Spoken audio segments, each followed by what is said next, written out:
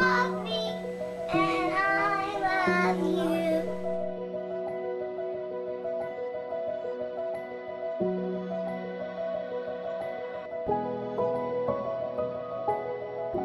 Content warning. The stories and themes shared throughout this podcast may contain themes that can be distressing for you. If needed, please pause and do what you need to do to take care of yourself. If needed, please reach out to a mental health professional for support. Welcome back to another episode 81 of Resilient AF with Blair and Alana. And we were going to record for the milestone of 80, but you'll hear momentarily what happened. Um, but we haven't been here, just us two, in a while. Life's been hectic and crazy, and yeah, I mean, where do we even begin? First of all, the fact that you're still with us listening after 81 episodes, we are so pumped, so pumped. And like we wouldn't be doing this without you and without all of our guests. And yeah, hey I Lana. just have to say hello. Well, that's not what I have to say, but hello. We were supposed to do 80, but I think it's pretty significant that we're doing 81 because it's backwards high. Oh, And what we're about to talk about today is the is opposite of high. backwards high. So, Backwards chai. Okay, so for those of you who aren't Jewish, chai means life. And Alana and I are Jewish, and in Judaism, every letter has a number associated with it. And the word chai means life, and the numbers are 18, 1, 8. And so this mhm. is reverse chai, and we're basically just going to talk about reverse life. And so, Reverse life. should we start with like the good stuff that we've been up to before we go into the hard stuff? Or like Yeah, if what? you want to go ahead, I have to rack my brain about what's Okay. been How good. about well, I was in Bali. It was an amazing Oh, grief yeah. trip. Um, It's like a It was lifetime ago. amazing. And now we have another grief trip coming up at the end of August in Portugal and January in Morocco. So that was amazing. It was a really special trip. And I feel like things have been kind of hectic in my personal life since I've been home. But I ran my first local retreat called Regulated a Nervous System and Resilience Reset. And it was so successful. It was at Lac Lejeune, British Columbia, which is like a 40-minute drive from my house. And it was so successful. We're doing it again in October. And other than that, like I've just been really loving the work that I'm doing in the marketing space and the grief space. But my personal life is in shambles. But first, let's talk about anything exciting for you. Survivor Yeah, Survivor. I did not go did to. not get asked or invited to go to the finale, to my dismay, because I see that influencers, etc., were invited, and I don't think you should have to be an influencer or a content creator to be invited. Granted, some of them are super fans, so like I'll let it slide, but some less so. And I had basically been begging online since last summer. But actually, if you throw it back, even before season 40, before the pandemic happened, I was trying to make this happen. So I am bitter, and it's okay for me to be bitter about it. And what's getting me through is the fact that the live finale slash reunion was like nothing. It was a little bit of a gong show, kind of like our lives. So I got to watch with my friends here, and that was really nice. And we ate good food. Yay. That's good. Good news. So who goes first? I can go first. Okay. So Lana, what have you been up to in the sad department? I've been a lot of sad lately. A few weeks ago, I had to put um, Molly, my soul cat, who I've referenced many times, um, to sleep for the final time. She was a little bit of a complex health kitty to begin with, and just want to shout out Trupanion, um, because I did spend a lot of money on her, and I did save a lot of money on her. Um, but the past couple months, there's been kind of like issue after issue, and we had been treating each issue, and then Um, I was like feeling really exhausted on a Friday, and so I had called into sick to work. And then I was like with Molly basically the whole weekend except for like 2 hours. And just like she was slowly declining. And the things that usually perk her up or resolve her were not resolving. And so it became clear on the Sunday that it was going to be her last night, and the plan was to take her to our home vet, so she could say goodbye to everyone because she was there so often. They all love her. However, as the evening went on, it was very clear that um, it was not good for her. And so, probably, yeah. So, one of my best friends ended up taking me, and it was literally the worst thing. Blair said I cried more than when our mom died, which is maybe true, maybe not. But it's been very painful without her. I can't imagine if I didn't have Lenny right now, how I would be coping because um, she was my everything. Like she followed me around. She was with me through like being unemployed after I graduated, um, employed, COVID, losing mom, losing dad, moving back to Winnipeg. Like she has been through everything with me and everything defining in my adulthood thus far. So I am grateful for Lenny, but a piece of my heart is missing. And I think I was talking to you, Blair, or someone, just there's something about the grief of a pet that is, sorry, if you see that Blair's, or on video if you're watching, and I keep looking up and it's because I'm looking at Lenny. But there's something very isolating about pet grief Mm-hmm. because, and I think I saw this somewhere online, so sorry if I'm stealing this. Um, you are your pet's whole world.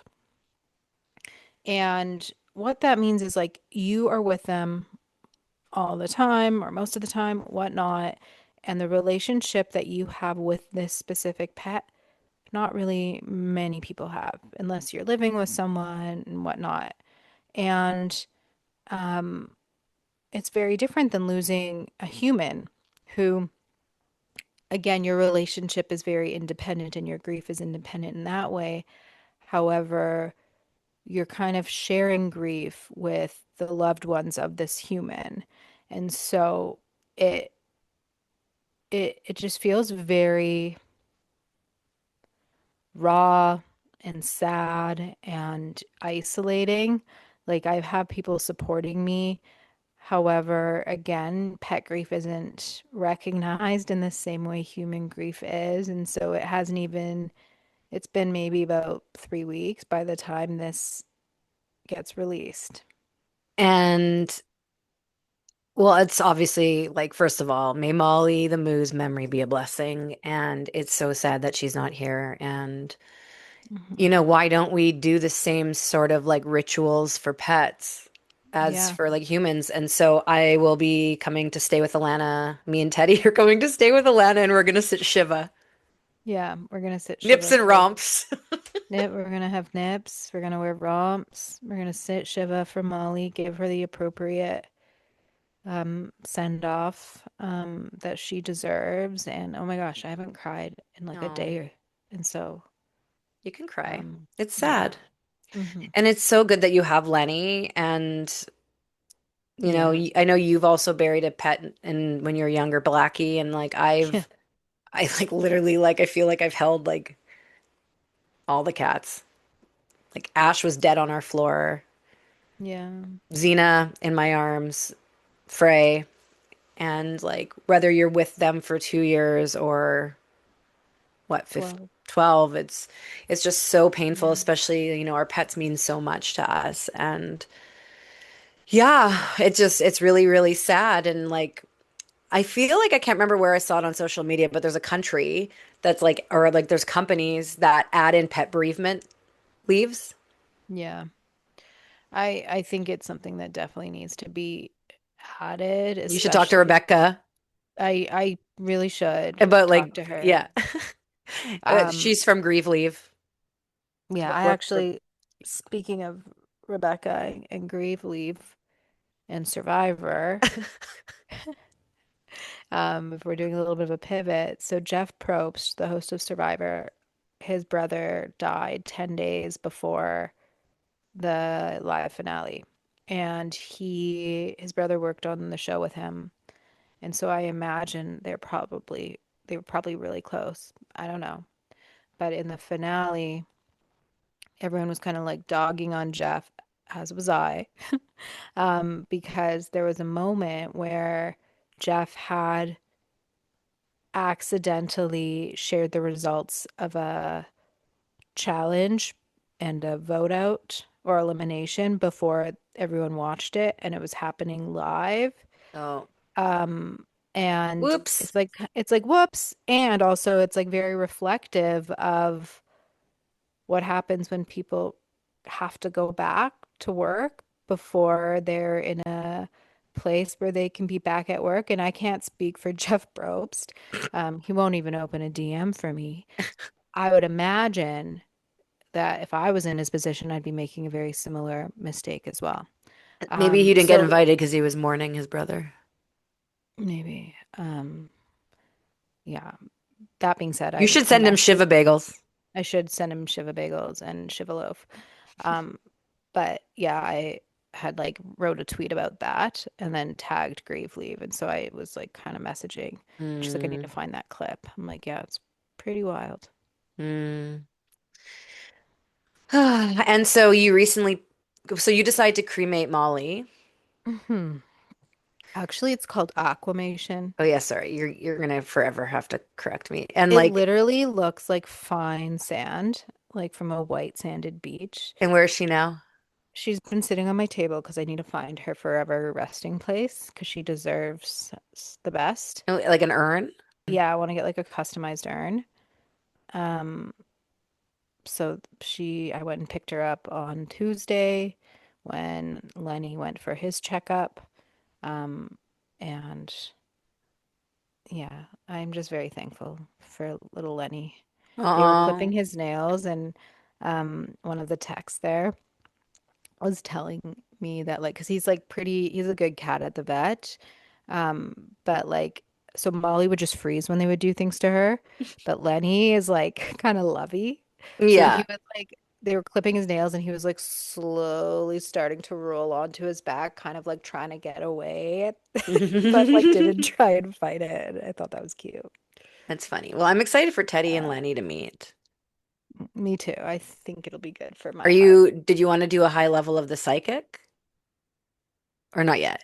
Oh, right. Yes, the psychic. Alana's now seen a pet psychic, what, 3 times? 3 times. High level. Let's do a high level. Also, Alana loves pet psychics. I do love pet psychics. So I just like needed it for my own being to like see if I can connect with anyone who connects with deceased pets. And so Molly did come through and it was really beautiful and I cried. Um, and yeah, I'm thinking about it, I'm gonna cry. So Okay. Well, we'll talk I'll about talk it. How about about we Lenny. we can talk about it in the future. Yeah, but the Lenny part, Lenny. Lenny, so Lenny basically wants to come into his manhood because he lost his boss and now he needs to have direction in his life. Yeah. So are you going to give him that direction? Yeah. And And then he he's wants a gonna, female companion, yeah, he'll get a female companion when the time is right. but he gets a temporary companion when his cousin Teddy comes to visit. Yeah, Yeah. he gets a visitor. Oh, what a Okay. time. And so while Right. this was happening, I was leading the retreat, so I couldn't even like be there for Alana. And like my Hmm. life, actually, my personal life was crumbling also. So Yeah, and so it's been hard because both of us haven't really been able to like be fully there for each other because we're no. both kind of crumbling in different ways. So you want Yeah. to share about your crumbly moments? I'm only going to share a little bit because it's Okay. super raw. That's why I'm wearing my sunglasses. I've never cried this much. I've been crying. This pain is more than when mom died. Mm, But yeah. my marriage and relationship of 15 years ended a Mm, few weeks ago. And this is not me being the victim, but I was blindsided. My husband told me that husband. he Sorry. realized he hadn't been happy for 5 years and didn't want to work on the marriage. And I didn't know any of these feelings. And I feel like I've given a lot to us and him and our life. You have. And, he had a stroke in October and hasn't been the same. Mm-hmm. Just, it's fresh and like, it's really confusing for me. And this feels like it's opening up a lot of abandonment wounds that I have from like our dad. And Mm-hmm. I think in the future I'll be able to talk about it in more detail, but there's been some stuff that I feel like there's been a few betrayals and there's been a few things that have been sad. And like since his stroke, he just hasn't been the same. Like a stroke is brain damage. And like obviously, yeah, it's been a really hard time. But like because we have had such a strong mom, she taught Mm-hmm. us to always make sure that we're going to be okay no matter what. And I've fled an abusive relationship. I have like survived some other Yeah. really terrible things. And I will come out of this stronger and on the other end. And, I'm very grateful for like my friends all over the internet, the world, even locally. They've caught me, they've picked me up, and so I guess now it's figuring out if we're going to sell our house or if he's going to buy me out. Where am I going to live? What am I going to do? But it doesn't really matter because I'm going to be spending. All I know is that I'm spending June in Winnipeg with Alana and Goo and Teddy, and Mm-hmm. it's going to be a really nice break from this. This grief is really intense. And like our friend Steph, has a book called Soul Broken about this ambiguous grief, and something similar happened to her. So I'm actually going to start re listening to it. I'm heading out to our lake home to pack up all my stuff from our happy place. Shane's going to keep it, but I'm putting all of my stuff in storage. So when I'm in Winnipeg, if the house does get listed, at least I've like done my part because I have a lot of stuff. But Shane has so much more, so I don't feel bad. But it's been, yeah, I got a storage locker and I've been packing and moving everything by myself. And it's been kind of like a spiritual experience. Every time I've gone there, I've felt stronger and less sad. It's really interesting. That is My really next trip will interesting. probably be Sunday because I'm going to bring a bunch of stuff back from the lake and I have a bunch of boxes in the living room. And I think I only have a couple more trips to do, which is really nice because my back hurts. Yeah. And yeah, so I don't know what's going to happen. This is obviously very new to me, a 15-year relationship. Like, it's been almost half my life. So, anyways, I'm single and not ready to mingle, but Yeah. and then that's pretty much been very like all consuming, and this pain has been worse than losing mom. Like the Really. yeah, and yeah, luckily, I mean, not luckily, but I have a few really good friends locally here who have been divorced. Females have been divorced, and females who are also going through the same thing as me. One of them is a year ahead, one of them's a few months ahead. So it's nice to have this like community of women who Mm-hmm. get it. So I feel really, really supported here. And I don't feel so alone, which is really, really great. That's good So that my you heart is feel so. broken. I am single. I'm going to Winnipeg for June. Um, but you know what we are Blair doing Kaplan what? Venables is about to be Blair Kaplan, period.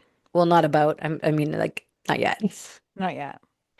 Um, so to sandwich the bad news with more good news, Alana and I have our first, no, it's our second joint speaking engagement in Alabama. Oh yeah. And that's really exciting. So Montevallo University or college, they're bringing Alana and I in to speak at a conference, and we're going to be doing a live podcast recording there.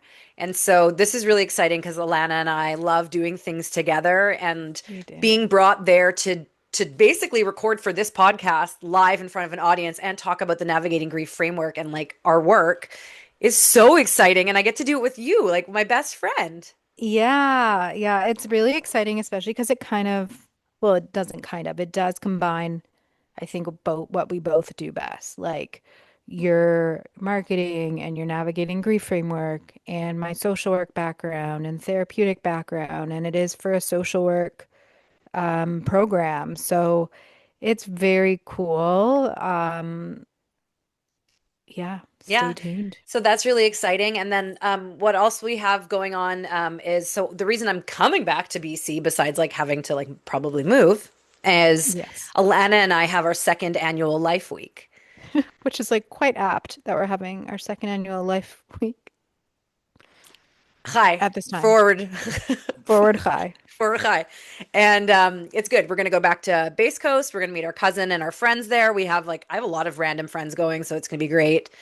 I haven't been single in 15 years, so that might be it. This might be a different experience for me. Just like, I don't know. Anyways, and then normally, like originally the plan was we were going to go to the lake, but the world's our oyster. So who knows what we're going to do and what we're going to get up to, but it's Life Week where we celebrate being alive. So that's Yeah. exciting. And yeah, over the summer, other cool things. I'm turning 41. Woo, 41 and having fun. That's it. That's all I know. You will have Oh, fun, and Portugal. right? You're going to Portugal at the end of the summer. And in June, I propose we have a, which you've already proposed, but I propose we label it our Resilient AF um, leadership retreat. Like just me and you? Yeah. Okay. At like 10 Spa? Yeah. 10 Okay. Spa or You the book other it. Let's one. do it.